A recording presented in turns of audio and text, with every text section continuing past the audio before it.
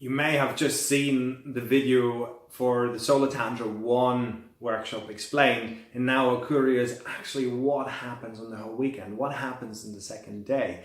And here you go. I'd like to present you or introduce you today to the second day, to the Solar Tantra 2 weekend experience. So at 9 o'clock, we're starting from where we left it on the day before. We're going back into sound, breath and movement.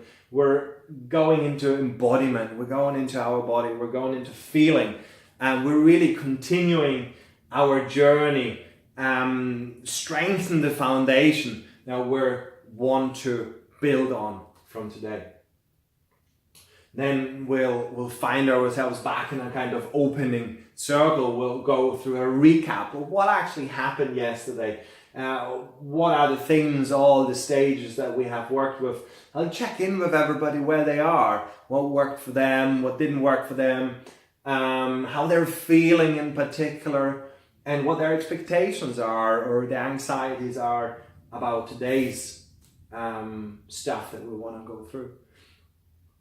A wonderful thing is also to really open up. Maybe the first time for someone is to speak about their self-loving practice, to their Solar Tantra practice that was homework on the day before, on the evening after the workshop, to see what old behaviors were they falling back into, what of the new behaviors and tools and exercises could they bring in, and how did that work for them, what changes did they immediately see or feel. So that's always very interesting.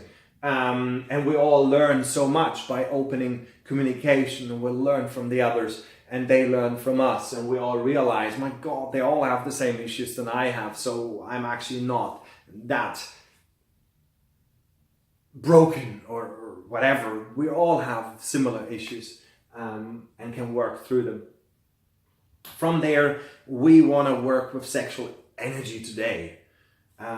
Therefore, we're going to do a sexual embodiment visualization, a meditation. We want to visualize our energy, our genitals. We want to really go deep and hold the focus that there is sexual energy, that is creative energy, and see what it wants to do. Because remember, we are now in being, not in doing. We don't need to do anything with it. We just need to feel it. We need to track it. We need to allow to see what it wants to do. And that is true self-loving practice. And to protect that and to set boundaries so that the energy can rise from a point of safety and security.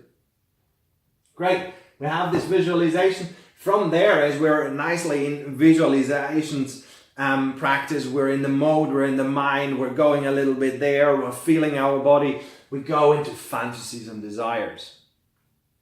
And fantasies and desires can be difficult because we're going outside of our body, but also it's a great way, it's an accelerator, it's really a liberator, it's an expander, right? It goes big, it goes mad. And what it is, it's creative energy. And the creative energy, it's never fictional, like it's never, the stone isn't the stone, but the stone means something, it's hard, it's immovable, whatever it is. So we want to look what moves us, what inspires us, what makes us really hot about fantasy and desires. We'll therefore have a look what we call the core erotic theme that every human being has. And shame and guilt will hold that maybe sometimes quite small. And when we let go of the shame and the guilt around being sexual, that we have this life force energy going through us, this creative force that allows us to go from the seed to the tree, for example, right? The mustard seed becomes this massive tree. So what is our purpose? We have this in our DNA, we have this in our energy, and it's trying to force us through creative energy to get to our highest potential self. So really important, we'll play this out, we'll draw it out, we'll open this up, we'll maybe set it into role play so that everybody can express it for themselves. Awesome, really, really good and so much fun to go through fantasies and desires. Because everybody can speak out, it doesn't mean what it is. It's just a creative process that we can draw out of ourselves and can learn from, become more aware of, and so on. So from there, we maybe have an hour lunch. We go then straight into a witnessing ritual. This is really super, and it's about micro. It's the micro world. It's about suddenly the group is there to witness someone. And science has proven that as we witness something, as we look at something, something is changing. What a tremendous potential for the healing ability of this workshop, of this group. So whoever we're going to witness, there will be great transformation, because it will be witnessed through the heart, with presence and with consciousness by the group. From the micro, we're going into the macro, and we're really creating a group liberation ritual. That means the whole group comes together in a unconditional, in a non-judgmental, into a space that has a certain sense of freedom. The freedom, of course, to do anything except going for the other person, touching the other person. It's a solo event. That means there will be no touch to someone else. But in the liberation ritual, we will be, as a group, experiencing an expanded state. We're creating reference points that are beyond our comfort zone.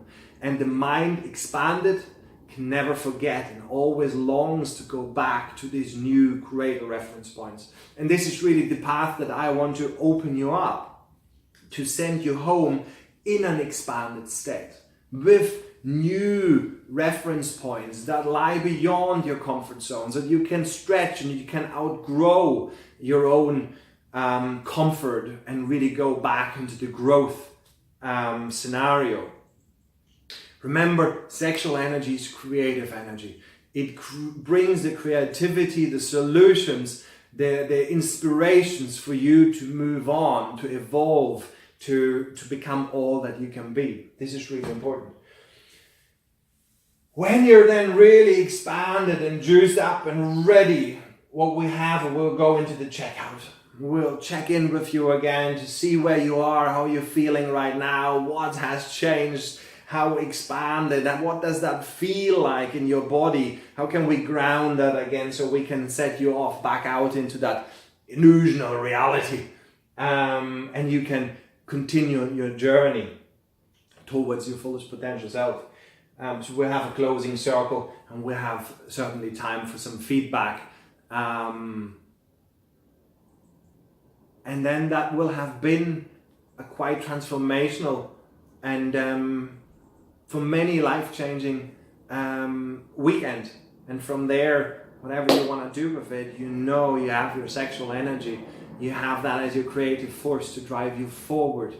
But not on a point of being, but you will have learned how to use your creative force from a point of safety and security, to set boundaries, to protect that. So as you are who you are, you'll find an expression through that. So it comes from being and will turn into doing whatever you need to do to become your fullest potential self.